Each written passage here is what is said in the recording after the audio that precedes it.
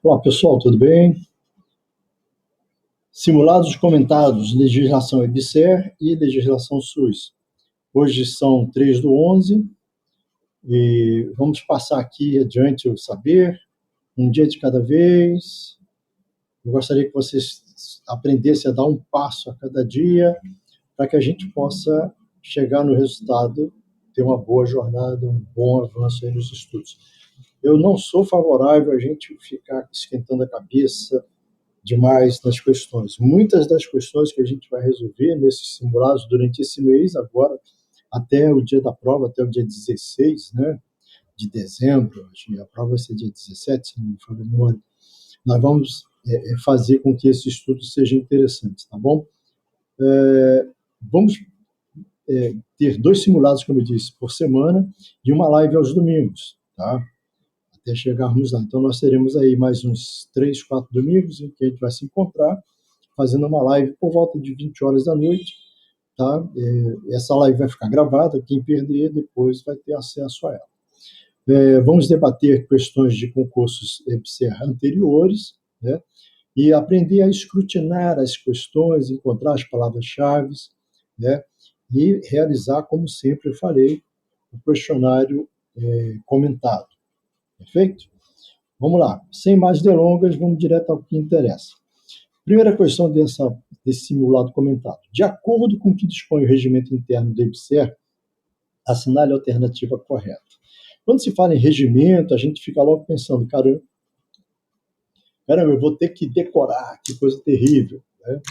Não pensa dessa forma. Vamos tentar encontrar palavras-chave que nos ajudem a entender dentro do contexto que está sendo perguntado. Tá? Mas é sempre bom você ter uma noção do que rege o regimento interno do EBSER.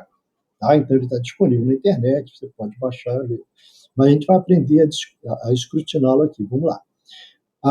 Eu tenho 5 opções, a letra A, B, C, D e E. A letra A, a investidura dos membros do Conselho Fiscal e do Conselho Consultivo far-se-á mediante assinatura em um livro de termo de posse, enquanto que a investidura do termo de Conselho de Administração e da Diretoria Executiva far-se-á mediante registro na ata da primeira reunião de que participarem.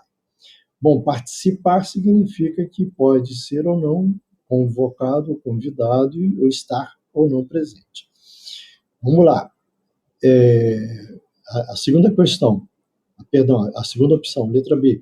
A investidura dos membros do Conselho de Administração e da Diretoria Executiva far-se-á mediante assinatura em termos de posse, um livro de termo de posse. Tá, estou falando de uma diretoria executiva que vai executar, vai operacionalizar as coisas ali. Vão tomar posse, correto, vão investir, eles vão ser empossados, né? Quando não quiser mais, ele tem que exonerá-los. Então, essa questão está correta. Enquanto que a investidura dos membros do Conselho Fiscal e do Conselho Consultivo, eles serão convocados, convidados, e quando se fizerem convidados ou convocados, eles serão consultados. E essa reunião será registrada numa ata de primeira reunião, de participar, e aí por aí vai. Tá? Nesse contexto, pode ser que pessoas sejam ou não convocadas ou convidadas, e eu posso mudar e alternar membros consultivos conforme a especialidade daquilo que eu esteja querendo debater. Está correto? A investidura dos membros do Conselho de Administração e do Conselho Fiscal, do Conselho de Administração e do Conselho Fiscal, tá? Far-se-á mediante assinatura em livro de termo de posse, estou falando de conselheiros, estou falando de consulta, né? Enquanto que a investidura dos membros de diretoria executiva e do conselho consultivo, opa, estou misturando alhos com bugalhos. Quando eu falar em conselho de administração e diretoria executiva, se eu falar conselho fiscal, né, conselho administrativo, eu tenho que juntar com conselho consultivo, né? Far-se-á mediante registro na ata de primeira reunião. Não, porque eu tenho um diretor executivo, ele não vai participar de uma reunião que tenha como critério consultar. Ele é um diretor operacional, executar. Tá? Então, isso não diz respeito a essa questão. A opção D, a investidura dos membros do Conselho de Administração e do Conselho Consultivo se fará mediante assinatura em um livro de termo de posse? Não. O Conselho Consultivo, ele não vai tomar posse como um conselho consultivo permanente, né? Ele pode vir a ser convidado ou convocado quando necessário, mas pode variar. Eu posso ter reuniões que precisem de especialistas em diferentes situações, as que serão abordadas em reunião, tá? Dentro desses conselhos. E aí continua, enquanto que a investidura dos membros do Conselho Fiscal e da diretoria executiva far-se-á mediante registro na ata da primeira reunião que participarem. Justamente o contrário, tá? É invertido a ordem desses fatores aí. E a letra E, a investidura dos membros da diretoria executiva e do conselho consultivo far-se-á mediante assinatura em termo de posse. Não, conselho consultivo vai participar de uma reunião para a qual ele é convocado e ele não é remunerado. Esse cargo de conselheiro consultivo não é remunerado. E ele pode variar conforme o tema que vai ser tratado nas reuniões.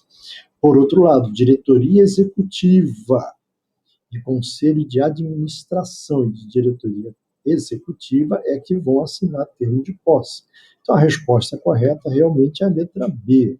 Tá? Já expliquei aí por quê. Não tenho que chorar. No que diz respeito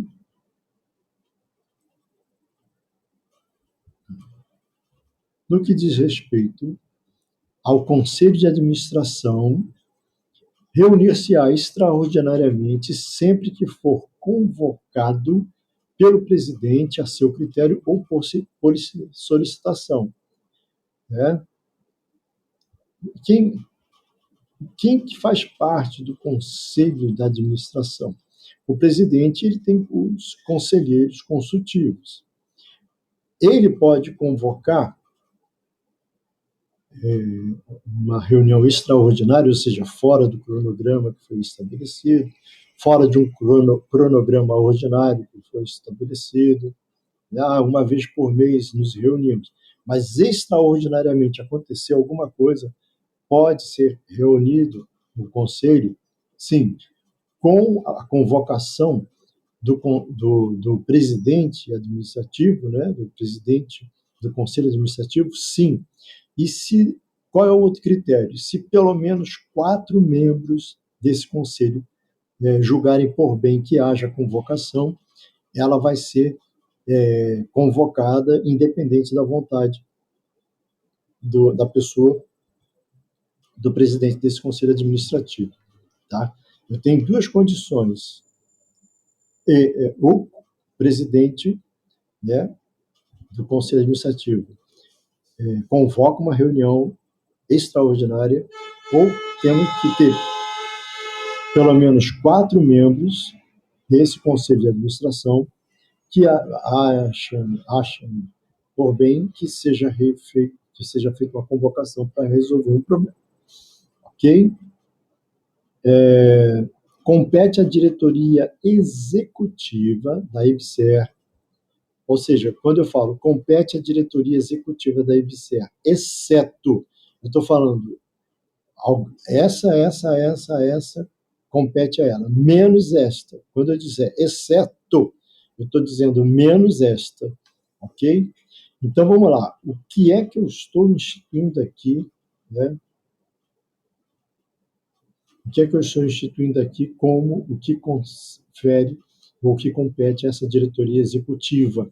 Quando eu falo em diretoria executiva, eu estou falando de um cargo efetivo que tomou posse e assinou o livro no termo de posse desse livro. Ele pode vir a ser exonerado, sim, com certeza.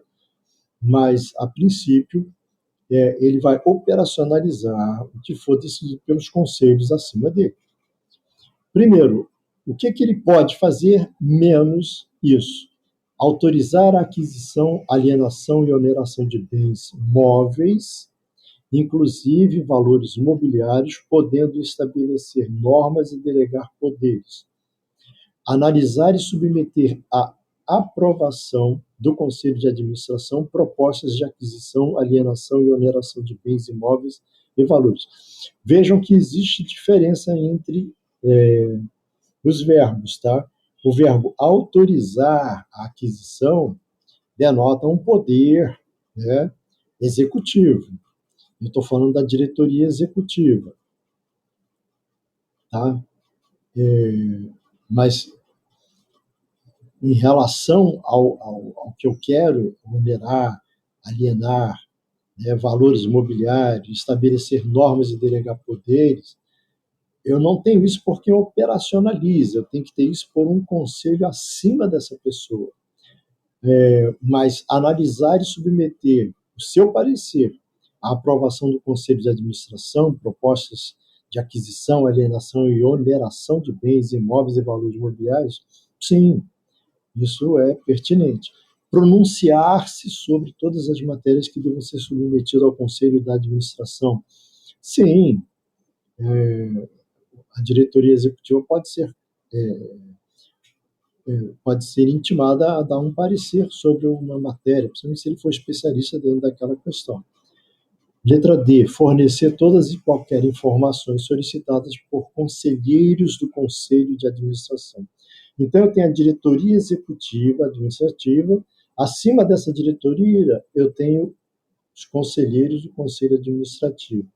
E tudo que eles requererem terá que ser atendido por esse camarada. Está correto. Instituir a comissão de ética da IBSER. Sim, ele precisa instituir a comissão de ética da IBSER dentro das várias disciplinas. Então, eu tenho o comitê de ética médica, o comitê de ética da fisioterapia, da nutrição, da psicologia, né? E tem um comitê de ética de ensino e pesquisa, que é interdisciplinar. Esse diretor executivo, ele deve instituir e convocar essa comissão. O ideal é que essas comissões elas sejam eleitas de maneira democrática pelo voto a quem se colocar como capaz de participar desse processo eleitoral. Mas vamos lá, o que compete aí? A justificativa para que a gente tenha, né, a opção A como correta, ou seja, falando sobre autorizar a aquisição. Não, a diretoria executiva não tem esse aval. Ela vai analisar, submeter, pronunciar-se, dar o parecer, fornecer informações quando consultado e solicitado pelo conselheiro da administração. E a única coisa também que ele vai fazer é instituir a comissão de ética do IBSER, mas convocando processos, né, para a formação de comitês de ética interna, né, das várias disciplinas que tenham dentro da IBSER, dentro da instituição. Então, a diretoria executiva não tem o poder de autorizar a aquisição. Isso é uma coisa que está acima.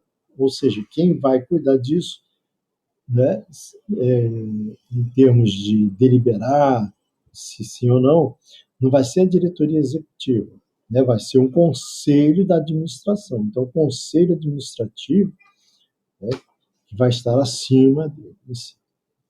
Portanto, a opção A é a correta, porque a diretoria executiva não tem competência, não digo competência em termos de conhecimento, digo competência em termos de abrangência de ações, tá? Para autorizar a aquisição, alienação ou oneração de bens imóveis, porque essa competência é exclusiva do Conselho de Administração. Se está ocorrendo dentro de alguma instituição, está ocorrendo de maneira equivocada, de maneira, né, até abuso de autoridade. Aqui estão alguns argumentos adicionais sobre aquela questão. A aquisição, alienação e oneração de bens imóveis são atos que podem gerar riscos financeiros para uma empresa. Deixa eu até botar aqui, ó, uma opção de laser aqui para a gente apontar. Por isso é importante que eles sejam submetidos ao crivo do órgão deliberativo da empresa. E quem é o órgão deliberativo da empresa? O Conselho de Administração, que vai ter a competência de avaliar os riscos e tomar as decisões mais adequadas. A aquisição, alienação e oneração de bens imóveis pode ter impacto significativo na estrutura e na saúde financeira dessa empresa. Por isso é importante que eles sejam submetidos ao crivo desse órgão executivo da empresa, que tem a competência de avaliar os impactos e tomar as decisões. Tá? Com base nesses argumentos, é possível concluir que a opção A é a correta e que a diretoria executiva da IBSER não tem competência para autorizar a aquisição, alienação e oneração de bens imóveis. Ok? Vamos lá, outra questão. Sobre o Conselho Consultivo da IBSER, de acordo com o Estatuto Social, analise as assertivas e assinale a alternativa que aponta as corretas. Primeira citação: o Conselho Consultivo é órgão permanente da IBSER. Tá, ele é um órgão permanente da IBSER e tem a finalidade de consulta, controle social e apoio à diretoria executiva e ao conselho de administração. Correto, né? Até aí tudo bem. Segunda narrativa aqui. O presidente do Conselho Consultivo será o presidente da IBSER. O presidente do Conselho Consultivo será o presidente da IBSER. Sim, claro, é a figura máxima, né? Apesar de executiva, né? É a figura máxima dentro do organograma da IBSER. Terceira, a atuação de membros da sociedade civil no Conselho Consultivo será remunerada de acordo com o plano de cargos, carreiras e salários da IBSER. Atuação de membros da sociedade civil. Opa, não!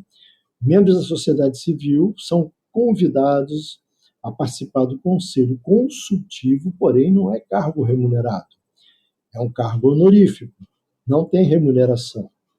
Até porque se tiver remuneração, vai haver parcialidade nos processos decisórios. Isso pode ser colocado em voga dentro de uma judicialização e fazer com que esse conselho, né, não tenha validação da sua posição, voz ou voto. Tá? Toda vez que você tem um conselho consultivo que é formado por membros da sociedade civil convidados a participarem desse processo, eles não são remunerados, não recebem nenhum tipo de benesse. Tá? A quarta questão: o Conselho Consultivo reunir-se-á ordinariamente, ou seja, com datas pré-estabelecidas. Toda vez que falar ordinariamente, com datas pré-estabelecidas. É um cronograma. Uma vez no 15º dia, no terceiro dia, no quinto dia. Isso é uma deliberação ordinária, né, que vai ocorrer. Extraordinário é se ocorrer algum evento, algum sinistro, algo excepcional, e precisa ser feito aí uma reunião extraordinária. O quarto item diz: o Conselho Consultivo reunir-se-á extraordinariamente pelo menos uma vez por semana, e extraordinariamente sempre que convocado, né, ou a pedido de 1/3 dos seus membros. Aqui estou dizendo que a assertiva são a opção C, apenas os itens primeiro e segundo são corretos. Vamos falar aqui um pouquinho por quê. Apesar de a gente já ter comentado, a assertiva 1 está correta porque está de acordo com o artigo 32, inciso 1º do Estatuto Social da IBSER, que estabelece que o Conselho Consultivo é um órgão permanente e que tem a finalidade de consulta, controle social e apoio à diretoria e ao conselho de administração. Eu estou dizendo que o conselho é um órgão permanente. Eu não estou dizendo que todos os membros que estarão nesse conselho serão permanentemente os mesmos. Algumas vezes eu preciso convocar um especialista de uma outra área dentro do conselho consultivo, que não é remunerado, a gente já viu isso. A segunda questão, a segunda assertiva, né? A assertiva 2 Está correta porque, de acordo com o artigo 33, inciso 1º do Estatuto Social da IBSER, o que estabelece que o presidente do Conselho Consultivo será o presidente da IBSER. Foi uma coisa já votada, foi estabelecida. Quem vai presidir o Conselho Consultivo? O atual presidente da IBSER. Ele vai ser instituído através de votos dos conselheiros. Tá? As assertivas 3 e 4 estão incorretas por quê? Primeiro, por que a 3 está incorreta? Porque a atuação do membro da sociedade civil no conselho não é remunerado. Né? Isso está disposto no artigo 34, inciso 1º do Estatuto Social da IBSER. Então, lá diz, conselheiros consultivos, membros da sociedade civil, exercerão suas atividades não remuneradas. Ok? E a assertiva número 4 está incorreta porque o Conselho Consultivo reunir-se-á ordinariamente pelo menos uma vez por mês e extraordinariamente sempre que convocado pelo presidente por sua iniciativa ou por solicitação do Conselho de Administração, aqui no caso, ou um pedido de 1/3 dos seus membros, conforme disposto no artigo 35 do Estatuto Social da IBSER. Ok? Vamos lá, vocês vão falar para mim, caramba, isso é muito chatinho, muito detalhe. É só a gente lembrar das palavras-chave. É executivo, é operacional, é executivo, é operacional. Ele fatalmente terá uma remuneração. Né? É um órgão consultivo, vai fazer parte do conselho consultivo, principalmente se ele for de sociedade civil, né, é não remunerado. Pensa nisso. Sociedade civil, fazendo parte do conselho consultivo, é atividade não remunerada. Tá? Esse é o macete para a gente não errar. Quinta questão aqui do simulado. Assinale a alternativa incorreta, preste atenção, porém, coloquei em caixa alta, incorreta. A IBSER terá sede e foro em Brasília? Sim, a IBSER tem sede e foro em Brasília. Distrito Federal e poderá manter escritórios, representações, dependências e filiais em outras unidades da federação? Sim. A IBSER é uma empresa pública com personalidade jurídica de direito privado criado pelo Poder Executivo? Sim. O prazo de duração da IBSER é indeterminado? Sim. Quem vai determinar isso, né, são as instituições? Não. Serão a própria estrutura do Executivo. É dispensada a licitação para a contratação da IBSER pela administração pública para realizar atividades relacionadas ao seu objetivo social. Sim, desde que seja o seu objetivo social, uma entidade pública pode, né, licitar a contratação da IBSER para poder administrar, gerir uma instituição, seja ela qual for. E o item E, opção E, os estados e os municípios poderão autorizar a criação de empresas públicas de serviços hospitalares. A IBSER, não. A gente sabe, a IBSER, ela é uma instituição de cunho federal, tá? Então, só o Poder Executivo Federal pode instituir.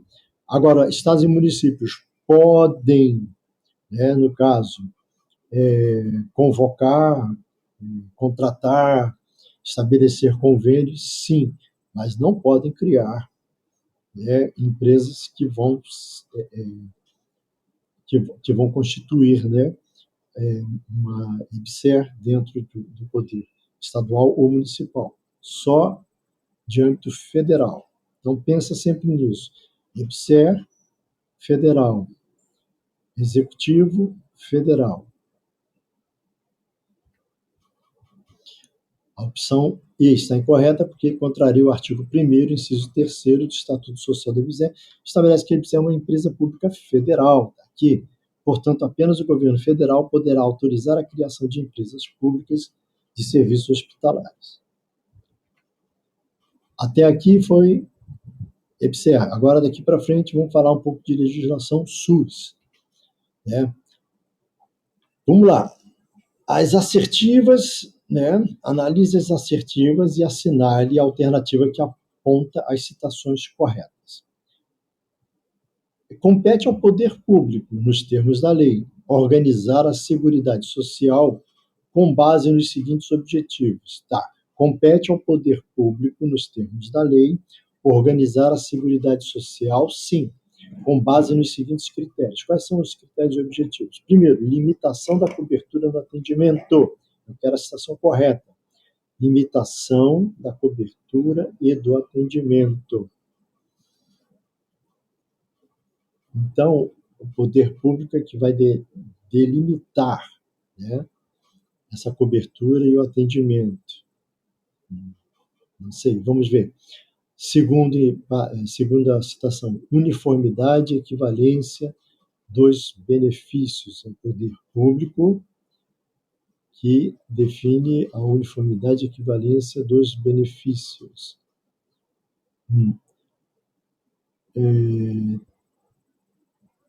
Benefícios e serviços que serão prestados à população urbana e rural. Aqui na terceira, eu acho que eu tenho que tirar isso aqui e fazer um ajuste aqui. Vou ter que fazer um ajuste aqui. Aqui ficou infiltrado aqui do lado de fora. Isso aqui é continuado. Perdoe. Ok? Vamos lá de volta. Então, uniformidade e equivalência dos benefícios e serviços às populações urbanas e rurais. Terceiro, irredutibilidade do valor dos benefícios. E quarto, diversidade da base de financiamento.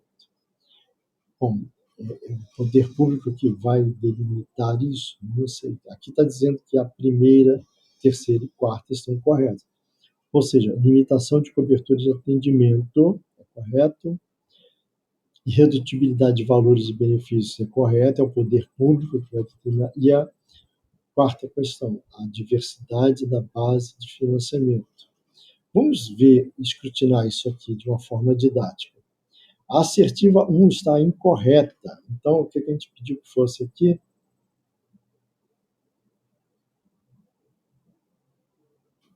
Ih, deu algum chavinho aqui.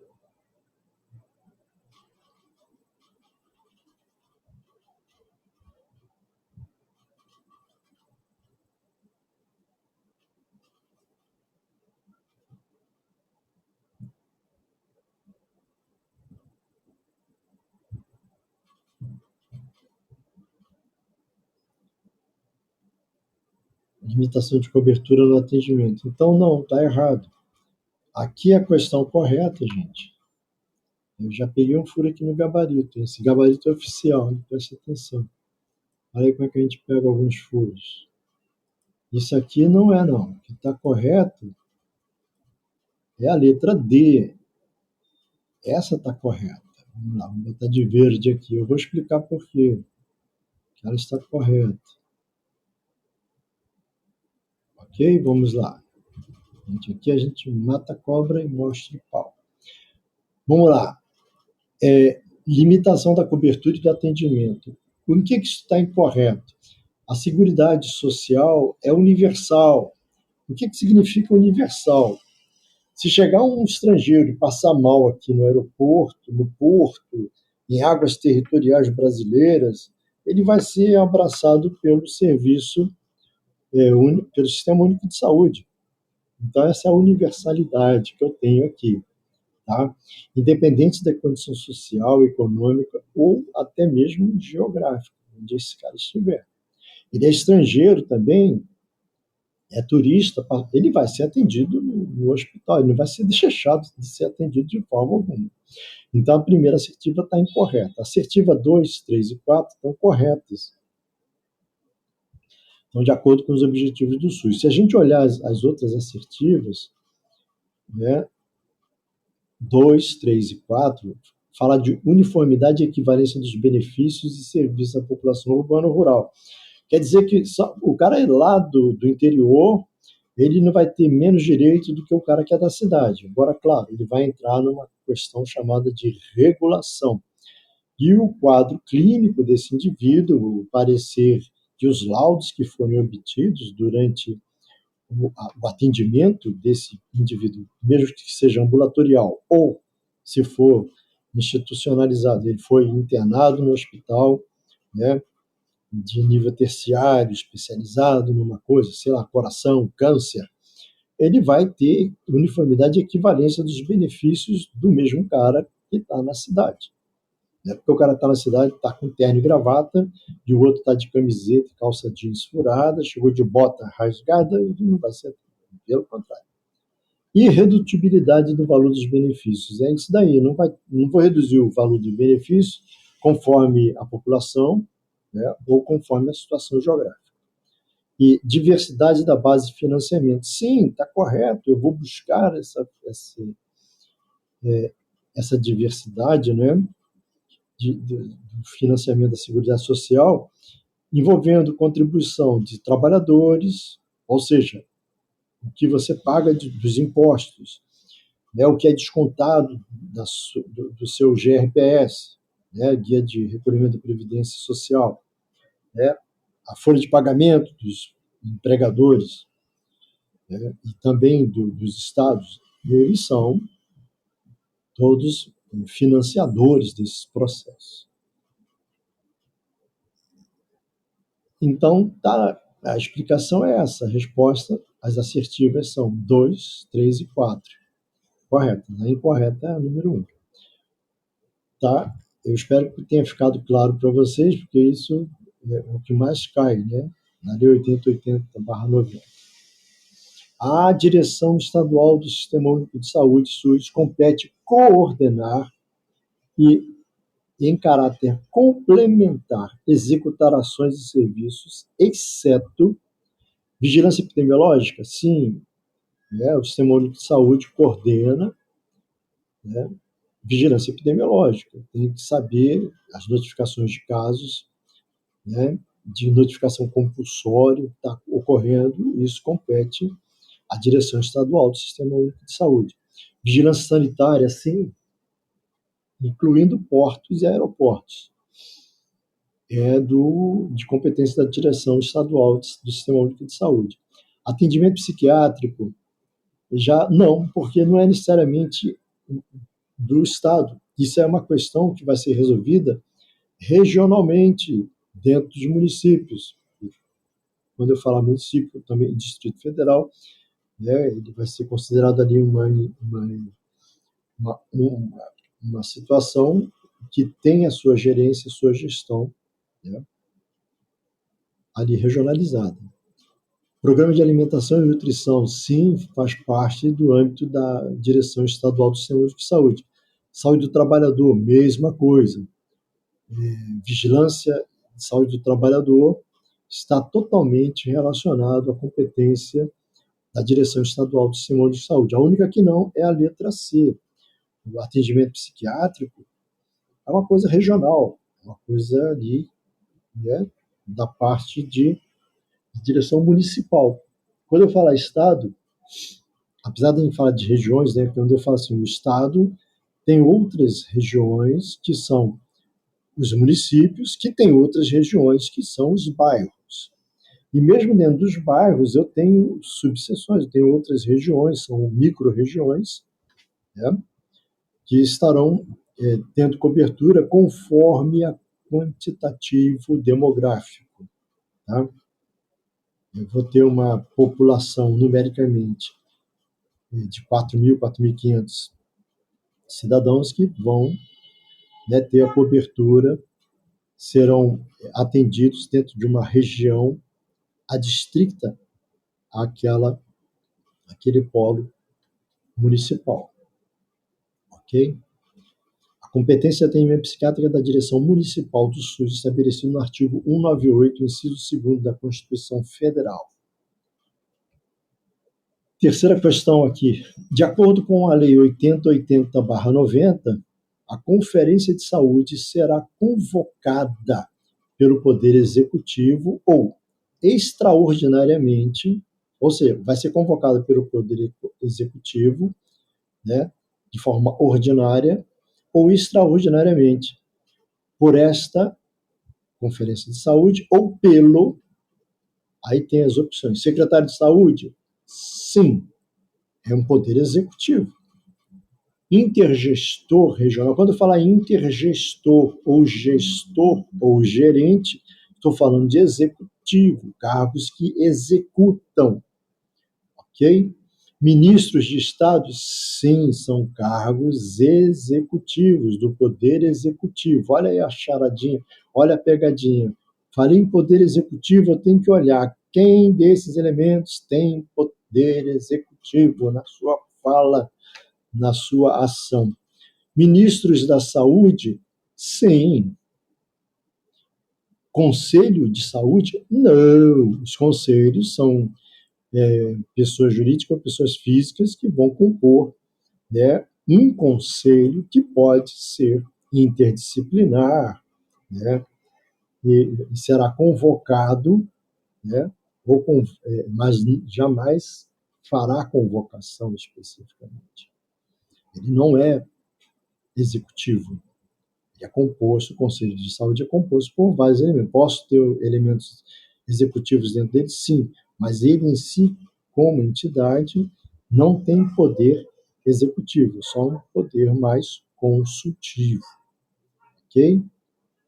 Então, a letra A, a opção correta, porque o Conselho não pode convocar a Conferência de Saúde, pois essa é uma competência do poder consultivo. A gente já explicou aqui o que é.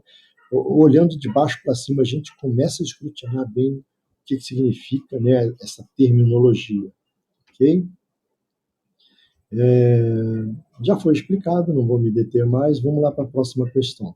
Assinale a alternativa incorreta, de novo, incorreta, né?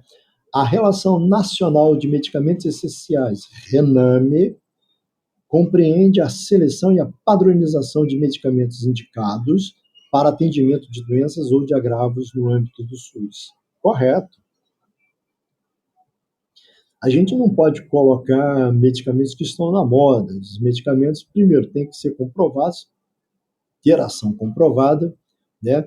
Serem padronizados e, principalmente, quando prescrevermos atendendo a uma condição que foi habilmente conquistada, ainda na época do governo de Fernando Henrique Cardoso, através do seu ministro José Serra, foi a quebra, né, a lei da quebra das patentes. Imagina que você passasse determinado medicamento pelo nome comercial desse medicamento, um custo X, a generalização, ou seja, quebra de patente, fazer com que outros laboratórios pudessem concorrer na fabricação e distribuição dessas medicações, barateou muito o custo de tudo isso. Opção B, a cada ano, é incorreta que eu quero, tá? O Ministério da Saúde consolidará e publicará as atualizações da RENAME, do respectivo, né, FTM, né, Formulário Terapêutico Nacional, e dos protocolos clínicos e diretrizes terapêuticas. A cada ano, não dá. A cada 2 anos. Tá? Por que isso? Porque muitas vezes a gente vai ter um prazo mínimo de observação da eficácia e do estabelecimento de uma conduta clínica, né, que seguiu um protocolo e foi feito um estudo de acompanhamento e a partir daí foram traçadas diretrizes terapêuticas, ou seja, quando a gente coloca uma medicação ou um protocolo, padroniza um protocolo de atendimento, de atenção a uma determinada patologia ou uma determinada condição, seja clínica, seja ambiental, é, esse, esse, esse conselho ele vai ser deliberado dentro do RENAME a cada 2 anos, pelo menos. O RENAME será acompanhado de formulário terapêutico nacional, que subsidiará a prescrição, a dispensação e uso dos medicamentos. Correto. Tá? Muitas vezes, o médico, ele não fazendo parte do sistema único de saúde, ele pode ter o hábito de prescrever, né? Mas quando eu tenho a Relação Nacional de Medicamentos Essenciais e o protocolo, né, de como vai ser feito, o que eu vou evitar, que tipo de medicações eu vou evitar associação para evitar. efeitos sinérgicos ou efeitos inibitórios, efeitos colaterais, né, fatais muitas vezes. Sim, vou fazer isso através do formulário terapêutico nacional. E a dispensação dessas medicações, ela vai ser feita mediante análise, né, por um farmacêutico. Letra D. O Ministério da Saúde poderá estabelecer regras diferenciadas de acesso a medicamentos de caráter especializado. Sim, principalmente judicializadas, né? Existem regras diferenciadas para o acesso de determinados tratamentos de caráter especializado, sim. Tá? E a letra E. A RENAME, ou seja, a Relação Nacional de Medicamentos Essenciais, e a relação específica complementar estadual, distrital ou municipal de medicamentos somente poderão conter produtos com registro na Agência Nacional de Vigilância Sanitária, Anvisa. Correto. Gente, todo e qualquer elemento, seja fitoterápico, foi estabelecido a possibilidade de usar medidas não medicamentosas, né, ou fitoterápicos. Tudo isso tem que ter como embasamento trabalhos científicos que comprovem a eficácia ou pelo menos a não maleficência do uso de algumas medicações. Então, quando a gente pensar em medicações, eu preciso do registro da Anvisa, né, atestando que esse produto foi testado, devidamente testado e aprovado para o uso na saúde humana. Tá? Mas na saúde animal também tem, na saúde vegetal também tem? Tem sim, mas não é a Anvisa que vai tomar conta disso. Cada pasta vai ter, né? Mas dentro da saúde pública, né, o Serviço de Vigilância Sanitária, ele vai inspecionar origem, os trabalhos que foram executados, ele aprova ou não, né, a continuidade de um tratamento, desde que ele tenha respaldo técnico-científico para tanto. Então, como eu disse, a RENAME é atualizada a cada 2 anos, está aqui, ó, a RENAME atualizada a cada 2 anos, cadê? Opção de roteiro, laser, a cada 2 anos, a fim de garantir que os medicamentos nela constantes estejam sempre alinhados com as necessidades da população e com as evidências científicas mais recentes. Ok? Vamos lá. A gente já falou sobre isso. A única opção que não está correta é a opção B, que a reunião, perdão, sim, a atualização é feita a cada 2 anos. Tá? Imagina, o mal acabou de apresentar alguma coisa, vai sair de voga. Bom, gente, eu espero que vocês tenham curtido aí o nosso processo. Deixa eu colocar aqui meu webcam.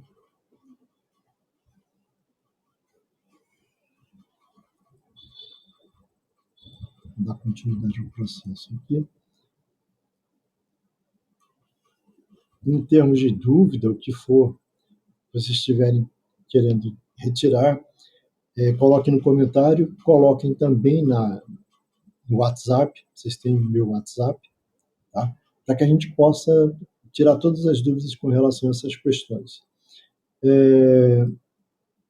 Eu estou pensando muito seriamente em fazer uma incursão sobre lógica, né? Raciocínio lógico. Não vai ser plenamente discutido questões de raciocínio lógico, mas uma ou outra questão de raciocínio lógico eu quero trazer para discutir, né, ao final de cada processo que a gente for verificar aqui, tá bom? Um abraço e até a próxima aula. Fiquem com Deus.